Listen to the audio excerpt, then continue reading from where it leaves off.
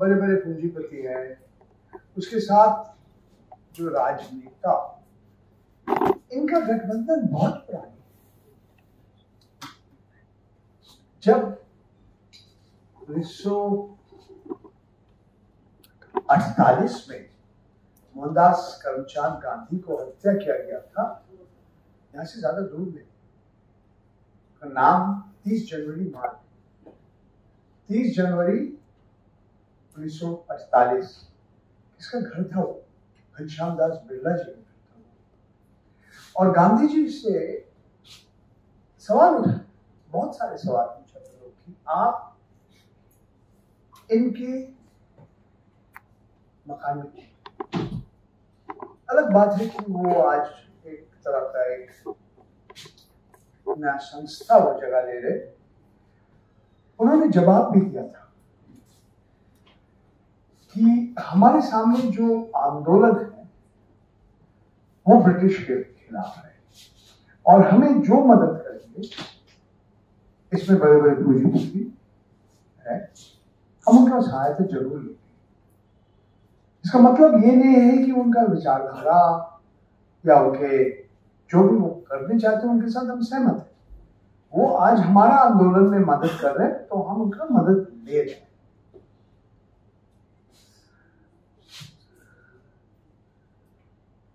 गांधी जी और पंडित जवाहरलाल नेहरू का मतभेद बहुत थे।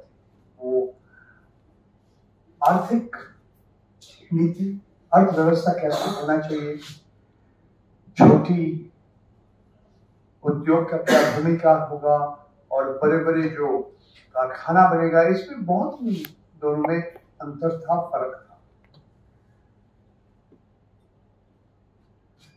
आप अगर पूरा 50 का दशक, 60 का दशक आप देखोगे, पूरा हमारा जो चुनाव व्यवस्था था, इसका पैसा कहां से आया? चुनाव प्रचार के लिए में दूसरे जगह, उस समय में वो ट्रेन में जाते थे, पैदल भी गया गांधी जी। आजकल तो हवाई जहाज और उड़न खटोला का युग है। ऐसा तो लगता है ये पैसे कहां से आते हैं? मगर मेरा कहना कुछ और है। हाँ, टाटा का घराना, बिरला का घराना और बाद में धीरूभाई अंबानी का भी घराना, सबके लिए सरकार अपनी नीति, उनका नियम, अधिनियम, सब कुछ तैयार किया उन लोग को मदद करने। तो फर्क क्या है आज? फर्क ये है कि आज सरकार और कुछ पूंजीपति के बीच कोई फर्क नहीं है। अगर इससे पहले आप कहेंगे ये क्रोनी पूंजीवाद थे, तो आज हम कहेंगे इसका नाम हो गया ओलिगार्की। इसका मतलब क्या है? सरकार और जो क्षमता है राजनेता, उनके साथ जो पूंजीपति, इन दोनों के बीच कोई फर्क नहीं है आज। और ये बात सिर्फ वामपंथी नहीं, दक्षिणपंथी जो अर्थशास्त्री है उन लोग भी मान रहे हैं। कुछ महीनों पहले भारतीय रिजर्व बैंक का भूतपूर्व डेप्यूटी गवर्नर विराल आचार्य जी ने एक लंबा चौड़ा पेपर तैयार किया था। उन्होंने कहा कि वो एक अमेरिकी एक थिंक टैंक ब्रुकिंग्स इंस्टीट्यूशन के लिए तैयार है। बोला 5 घराना है, टाटा, बिरला, अंबानी, अडानी और सुनील भारती। इन 5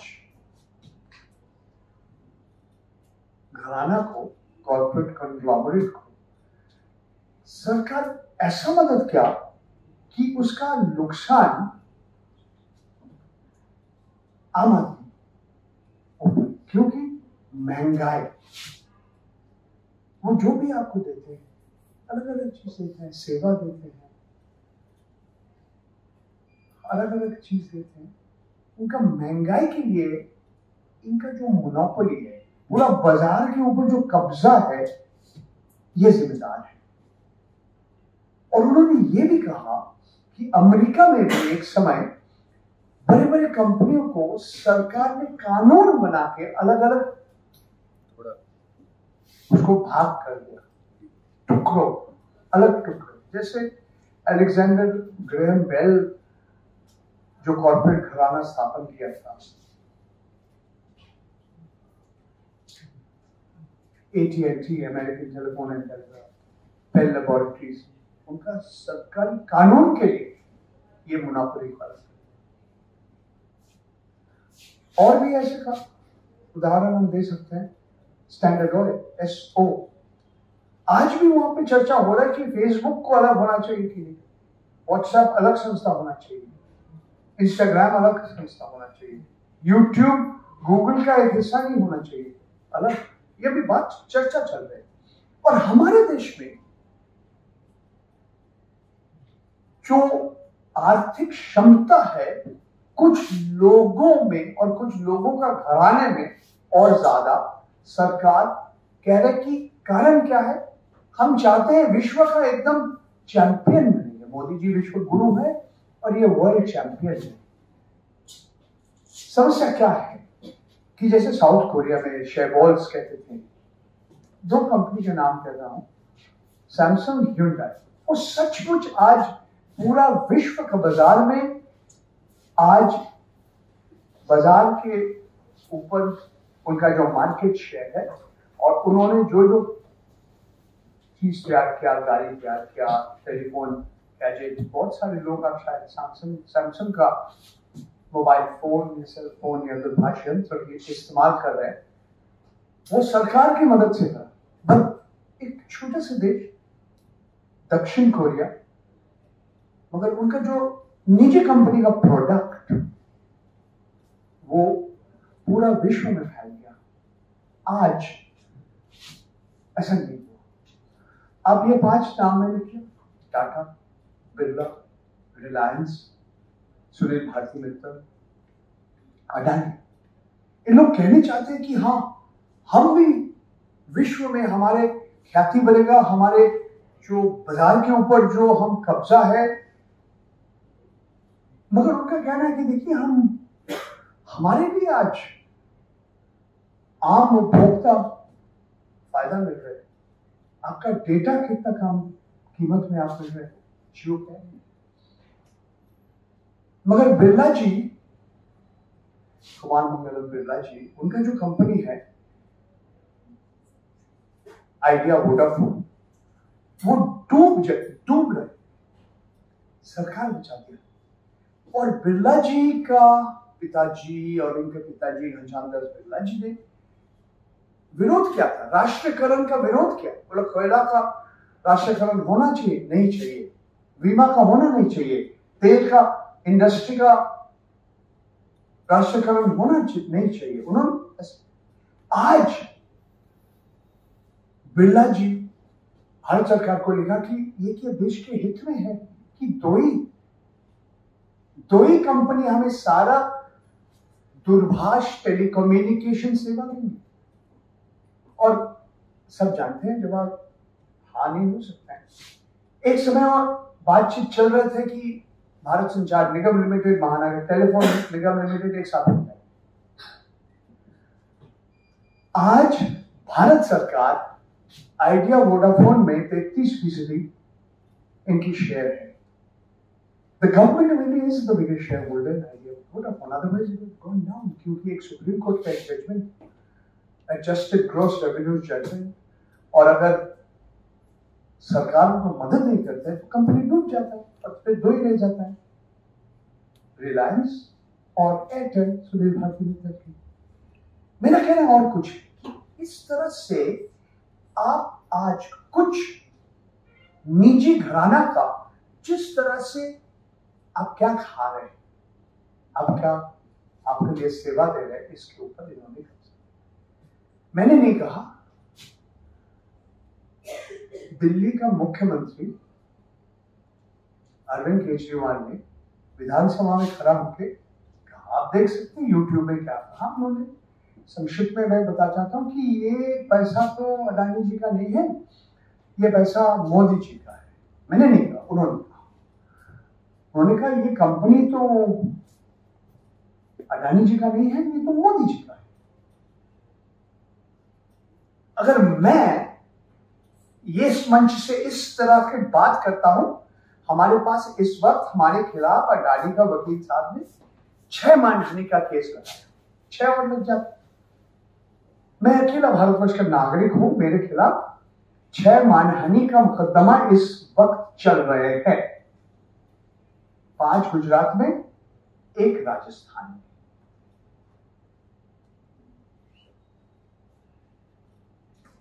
और संक्षिप्त में मैं कहानी बताना चाहता हूं। ये बहुत लंबा कहानी है, एक किताब भी आने वाला है, मैं और हमारे साथ और कुछ लोग मिलकर हमारा किताब भी आने जाएंगे और काफी आगे बढ़े हैं।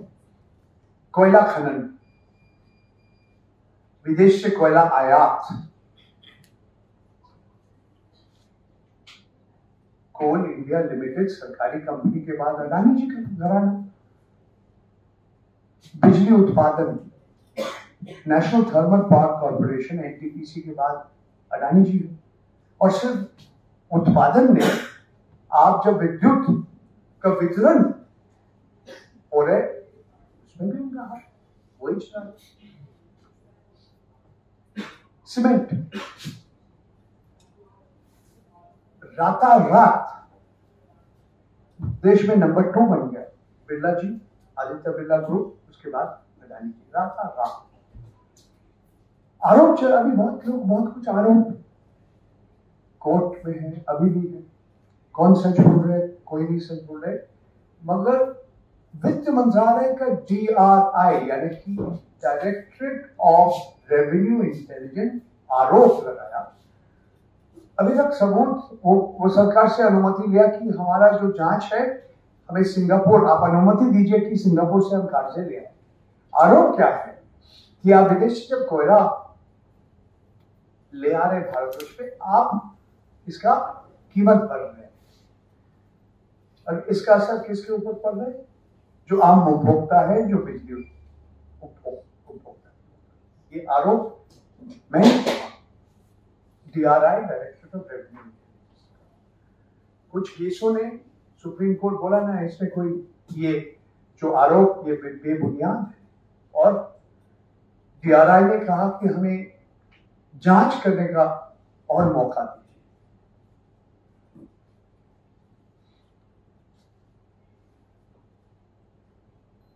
समुद्र में बंदर कौन चला गया? चीन को बोलते थे ना, उनका एक स्ट्रिंग ऑफ ज्वेल्स है, साउथ दक्षिण चाइना के समुद्र से अफ्रीका में, they have a string of pearls, they would call it. Adani ji has his own string of jewels. 12 ports on the east coast and west coast. आप पूर्व तट देखिए और पश्चिमी तट देखिए। अडानी जी ये सारे समुद्र के बंदर का नियंत्रण कर रहे हैं। हवाई अड्डा, वहां पे भी अडानी जी चला रहे। एक समय एयरपोर्ट अथॉरिटी था, आज दिल्ली एयरपोर्ट GMR ग्रुप चला रहे हैं, उनका हैदराबाद भी है, उसके बाद तो अडानी जी है। मुंबई के साथ लखनऊ, जयपुर, गुवाहाटी, तिरुवनंतपुरम, मैंगलोर, गुवाहाटी, शायद 1-2 मेरा नाम इस वक्त याद नहीं है। यानी कि इंफ्रास्ट्रक्चर या बुनियादी ढांचा, भारतवर्ष के इतिहास में पहला बार सरकार ने एक निजी कॉर्पोरेट घराना प्रबंधन कर रहे, नियंत्रण कर रहे, और उनके लिए नियम नीति सरकार ने लंबा, और यहां पे खत्म नहीं हुआ। जो उनके साथ, जैसे मुंबई एयरपोर्ट का कहानी लंबा है, मगर मुंबई एयरपोर्ट में इससे पहले GVK ग्रुप था। क्यों अचानक अडानी जी को सब कुछ मिल गया। एनडीटीवी, अंबानी जी 13-14 साल कर्ज दिया था, प्रणॉय रॉय, राधिका रॉय, सब अचानक अडानी के हाथ में आ गया। कैसे? इसके साथ शायद रवीश कुमार का कुछ संपर्क हो सकता है। मैं अकेले नहीं, बहुत लोग ऐसे सोचते हैं। आप सेब खाते ना, आपका सेब कौन वितरण करते हैं? अडानी। आपको तला हुआ चीज अच्छा लगता है, समोसा, पकौड़ा। भारत के सबसे बड़ा एडिबल ऑयल्स, खाने के लिए जो तेल, कौन वितरण करते हैं? अडानी जी। फॉर्चून ब्रांड है। अब कहानी है कि उनको वो बेच देंगे। विलमार है, एक कंपनी है, उनके इंडोनेशिया, मलेशिया में उनका इंटरेस्ट है।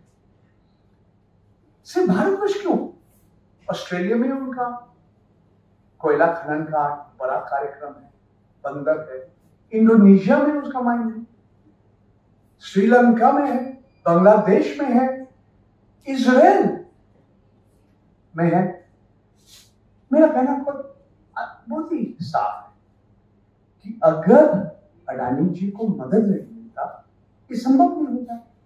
तो आप कहने चाहते हैं कि ये देश के हित में है, और मैं कहना चाहता हूं ये उपभोक्ता का हित में नहीं है। उनका महंगाई का मार वैसे भी आ रहा है और भी बड़ा, और हम समझते हैं कि ये देश के हित में नहीं है कि एक निजी संस्था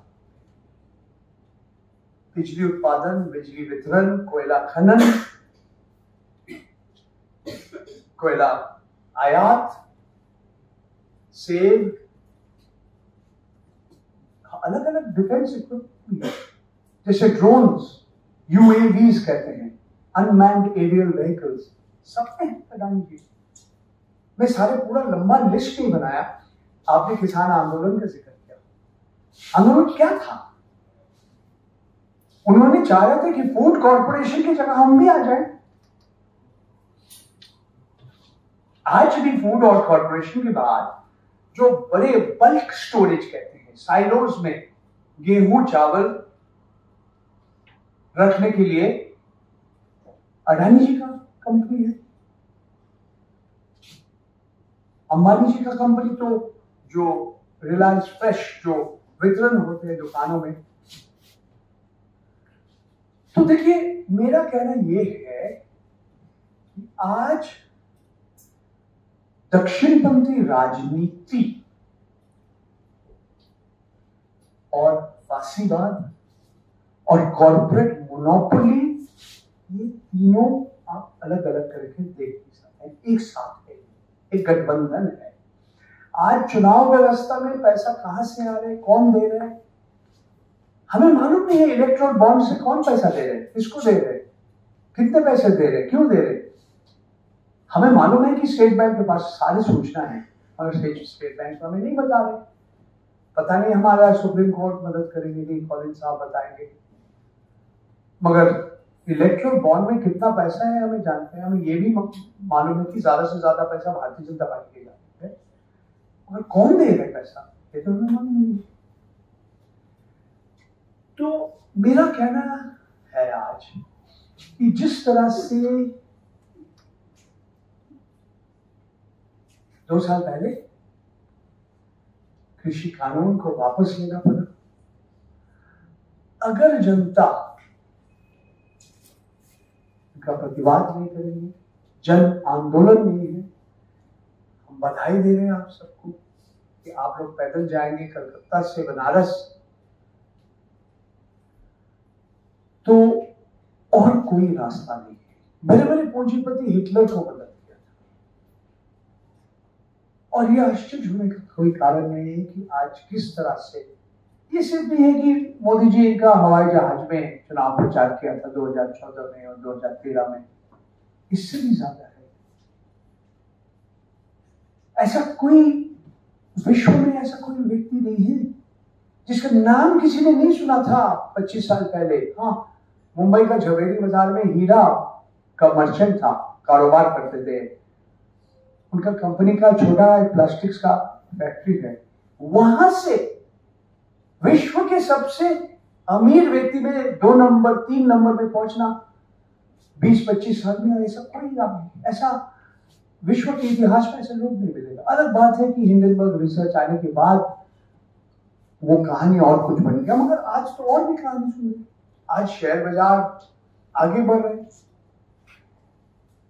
हमें मालूम नहीं है सुप्रीम कोर्ट जो नियंत्रण करते हैं, SEBI securities and exchange board of India, कौन सा रिपोर्ट बनाए, कौन सा समिति गठन की, ये बहुत लंबा चौड़ा विषय है। मगर मेरा कहना ये है, जो मैंने पहले बताया,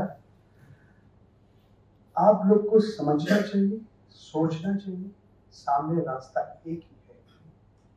आप सब मिलकर एक साथ आम व्यक्ति को समझाइए ये क्या है अर्थव्यवस्था में, ये बड़े बड़े पूंजीपति के लिए हमारे देश का महंगाई क्यों बढ़ रहा है, आपको बिजली के लिए क्यों ज्यादा पैसे देने पड़ रहे हैं। ये सब कह के, इतना ही कह के मैं मेरा बात खत्म करना चाहता हूँ। बाद में अगर आप लोग का कोई सवाल है तो हम कुछ जवाब देंगे। धन्यवाद।